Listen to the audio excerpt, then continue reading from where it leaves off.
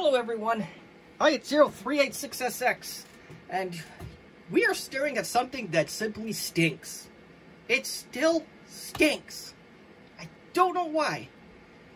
This is the Compaq Contura 325C that I begged some very nice woman from Michigan to ship over to me. She was selling it to... I'll give you a little backstory if you don't know the backstory behind this 25C. So, I was at an airport in San Francisco, bored out of my mind because, well, you know how airports are with their delays after delay after delay. And went on Facebook Marketplace for boredom, trying to kill some time. I get a little light on the, let me shed a little light on the subject here. But, so yes, I went on Facebook Marketplace, and in San Francisco at the time, it was about midnight. And this is, it got painful real quick here, at least from a waiting game standpoint. So, found this, went on Facebook Marketplace, found this 325C, responded to him. I didn't think, right before my flight was supposed to board, I didn't think, it's like, oh, I'm interested, it was 20 bucks. And the woman's like, yeah, I'll sell it to you, and then it's like, oh shoot, I'm going on the plane, I gotta shut off my phone.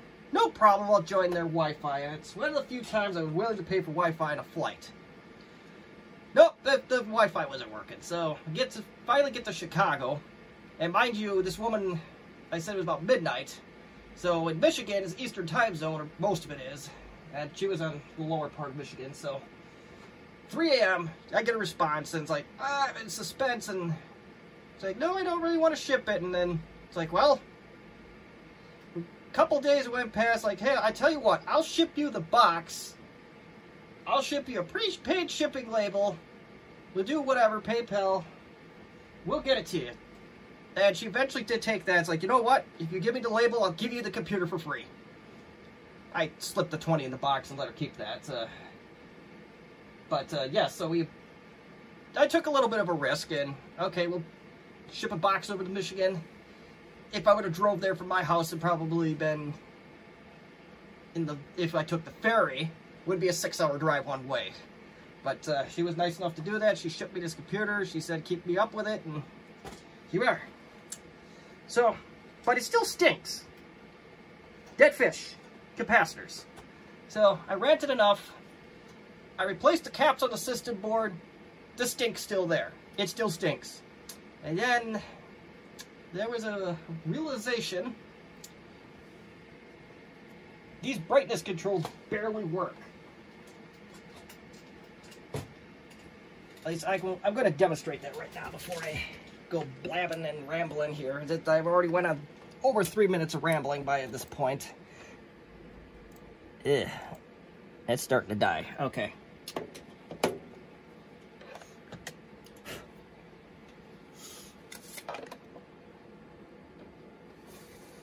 It's gonna need some work. But, let's see if I can get it to come up on screen here.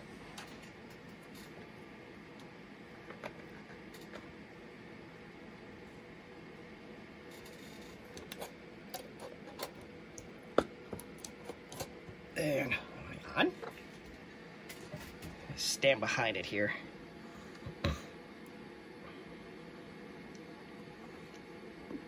It's doing a little bit more than what it... Oh. Oops. That's my bad.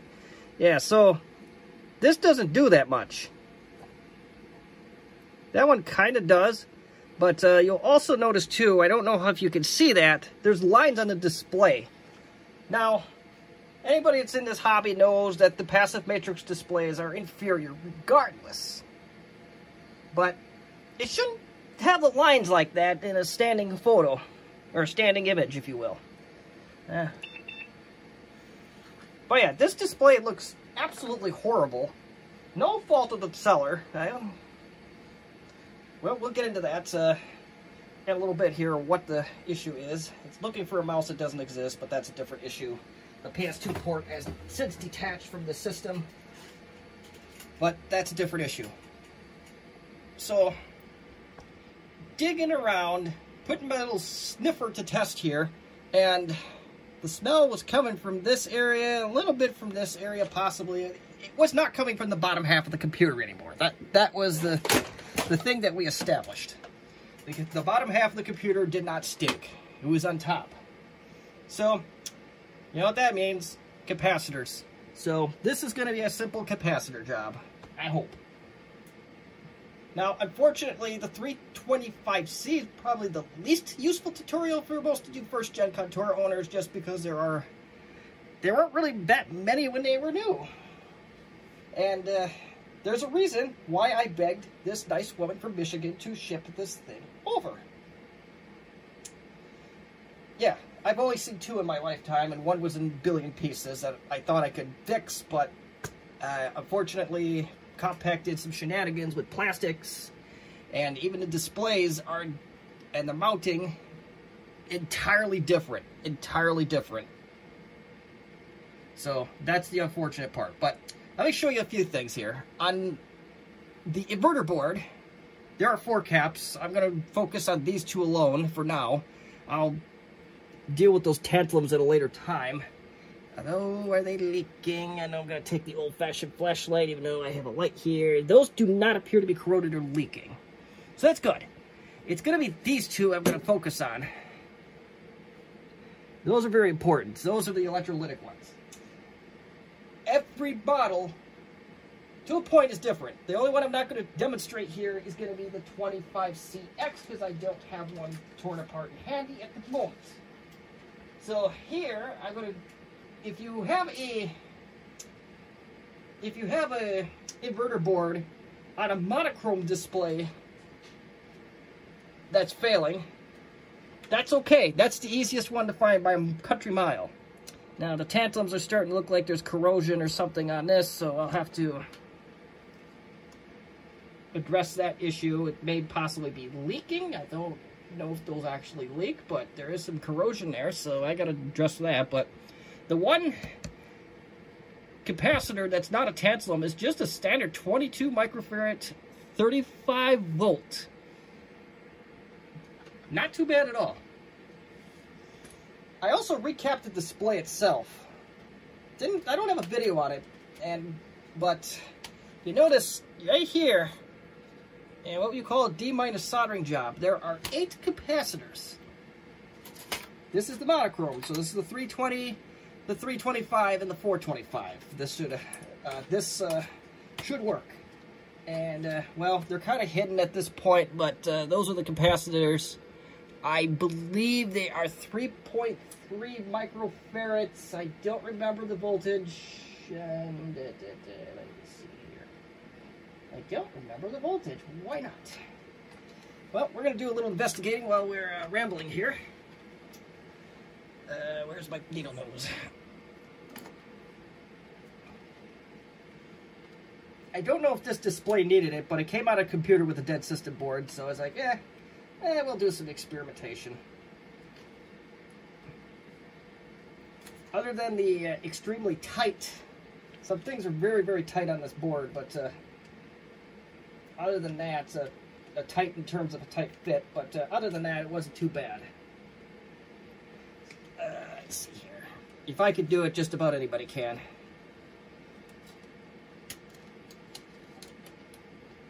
Uh-oh. Well, that is no bueno. The plug's falling apart on this one. I'm trying to get to the caps on here. Maybe we're not going to be able to do that safely, so I'm going to just... On second thought, we're not going to do that. But I want to say... I can look at my phone here, so... It is these 8 in question, and this plug's starting to fall apart on mine, so I don't want to pry on it any further, unfortunately. But let me look and see what cap that is. It's the only one that's a 3.3 microfarad, so I gotta pull up my DigiKey orders real quick here, and we're gonna shut that tab off.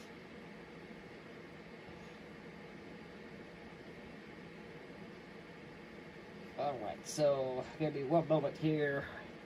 Hold, please. This may be a long hold. Oh, there it goes. So we are looking for 3.3. 10 volt, 16 volt. Not that order. Okay, so that's the order for the 25th. 23rd. Order for the 23rd. Okay. Let's see if I can find this quick. So, it might be 6.8. Yeah, okay, so these are a 3.3 microfarad, 35 volts. The 85 degree caps are adequate for this. I will put a link in the description, but I believe the ones I put in there are 7 millimeters. Oh no, these are 6. Okay, so I didn't have to do anything special with it, but on Digikey, if you buy them, they are 24 cents a pop. If you buy 10, they go down to 16 cents a pop. So that's a really cheap repair. Mine didn't look like they were leaking, but yeah, it's old electronics. All right, on to our next course of action, the C series, the 425C. If I could find the, oh, here it is. Here's the top half of my 425C. This is another junk parts machine. I did not recap the display itself yet because those caps only came in yesterday and I just didn't have the time. This one on the inverter board has a 6.8 microfarad 25. Right there. Now, if you're in a pinch, you probably could go with something similar, but you could try to find that in a traditional electrolytic is near impossible. But on those, you can, since there's only one cap, unfortunately this one has 2, but I got around that. You could use a capacitor that's upwards of 12 millimeters in height and be fine. You just got it over, and everything you'll be cooking with gas in no time. I still don't entirely know what those caps are for.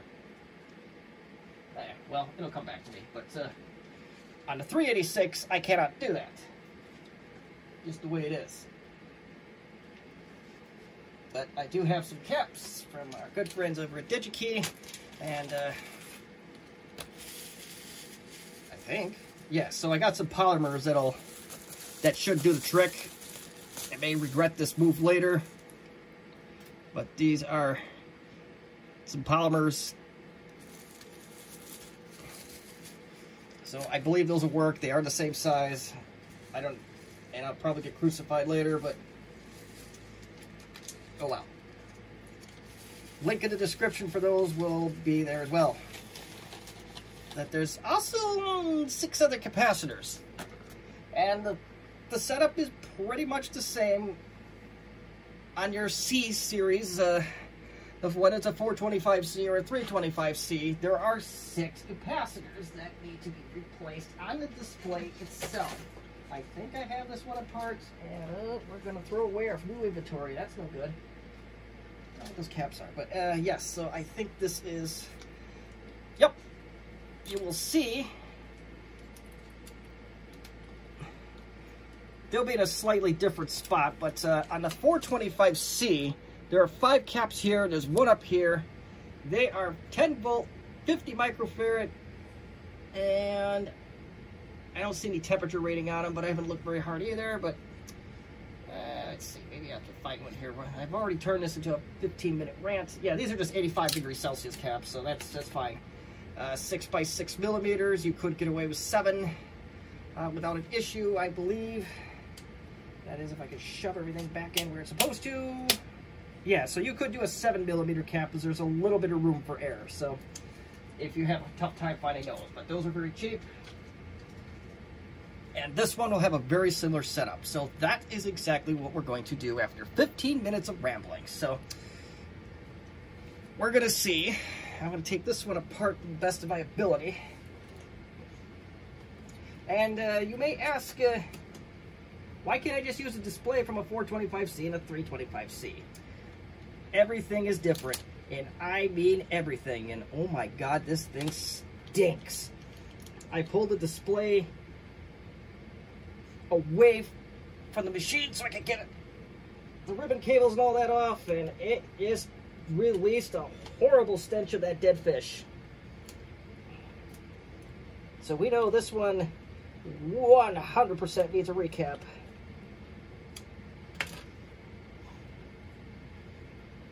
they'll stink. Oh my mother of God, they stink. So I think we found our cap problem.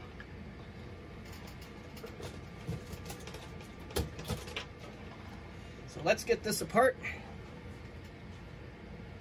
We are getting absolutely nothing done. So there'll be a few tabs. There'll be 1, 2, 3, 4, 5, 6, 7, 8, 9. There's at least 9 of these little tabs you gotta pull back. I assume you gotta do them all. I'm gonna do them all. Sue me, you know. Now, you're working with very fragile, in some case brittle components, so that is something you'll have to absolutely be careful about. The metal's not so much. And of course, this tape is can be found anywhere, but I don't think we have to worry about that. I don't. And in addition to this, because Compaq or Sharp decided to be a little extra on the 386 series, we have at least 4 screws that I can tell that need to come out. And they're Phillips head. Okay. That's going to be a potential problem if I can't get these started, but let's see.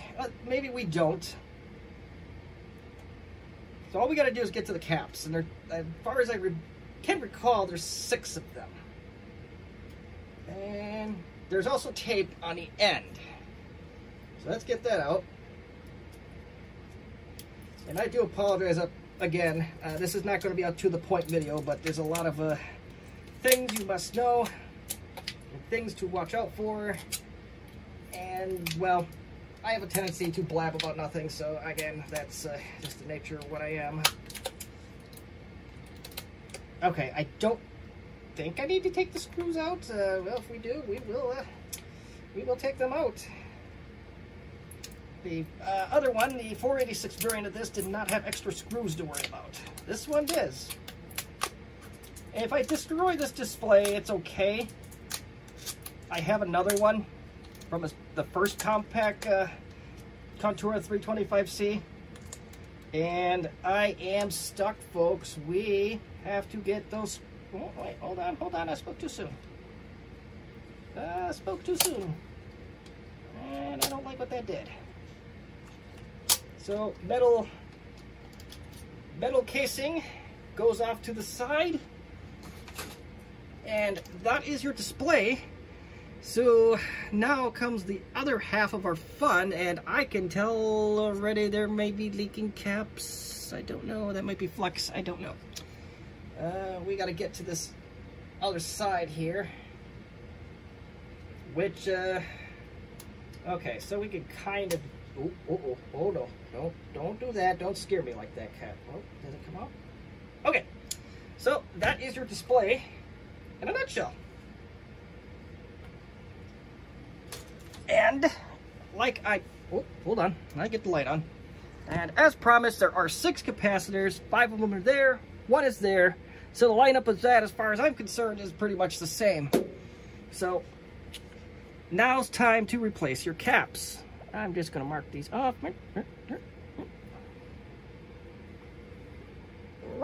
Okay. I'm not going to show you the soldering process because, well, there's a million soldering tutorials on the interwebs already. But this will, by the time we come back, hopefully, I got to find where all the solder points are. Yep. And these are 85 degrees Celsius with absolutely no name brand on them whatsoever.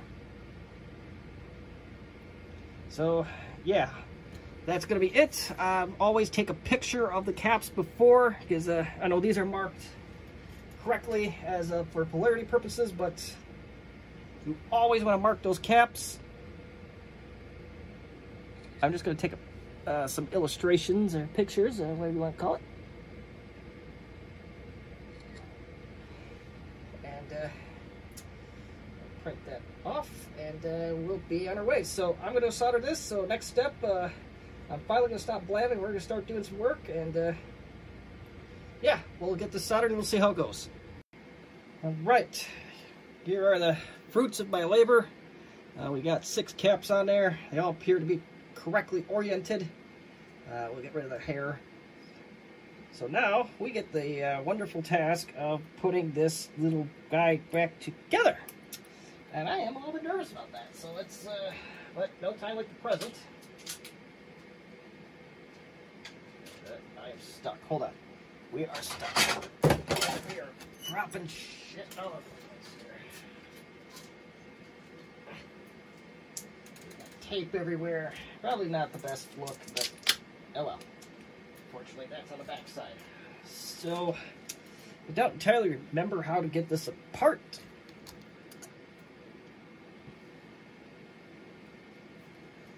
Or, I do remember how just getting it back together. Okay, so, fortunately, there's a nice little convenience holes here for the caps. So that part's pretty easy to comprehend.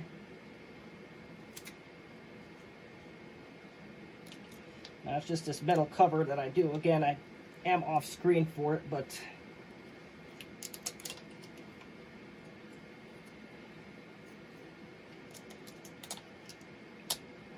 if your screw hole, this metal cover, if your screw holes don't align, stop what you're doing and rethink it. So I'm going to put the tape back on. If your tape is not sticking to your satisfaction, then yes, of course, replace to tape. So I am going to get the Contura out, and then we'll see if there's any improvement or if I screwed something up. So there's a couple of caps that are, I don't know, but we'll see. Here we go. Moment of truth. One of the moments of truth.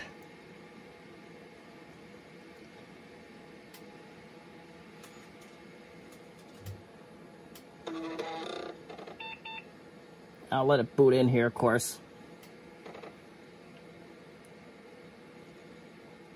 And I think we may have solved one problem, but we may have a new one.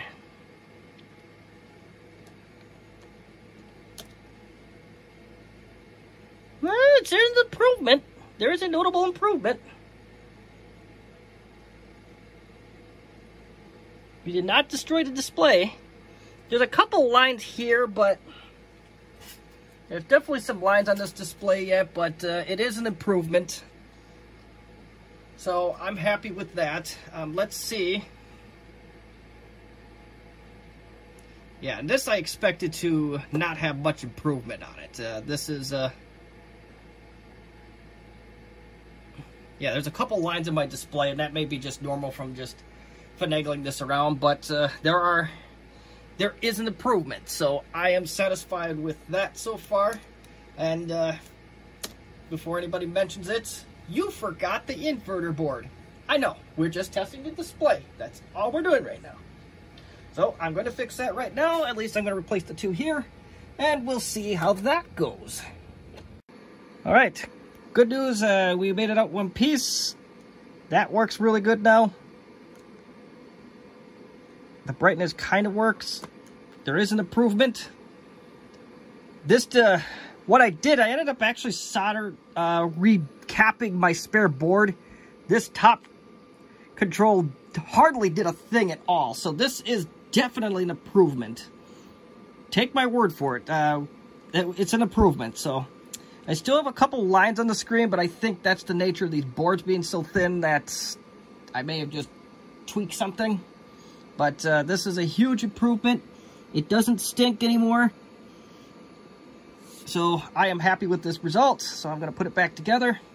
So at this point, if you have any questions or comments or constructive criticism beyond my 15-minute rant before the video, please feel free to put it in the comments section. If I absolutely shouldn't have used polymer in place of the electrolytic, I'd like to know that too. If I snap at you for saying something, it's probably because I forgot to tell you that, and I apologize up front. So you can hold me to that, as always. Accountability forever. So again, thank you for watching. I'm going to put this back together, and I'm really happy that this thing does not smell like dead fish anymore, so I am pumped about that. So again, thank you for watching. Have a good one.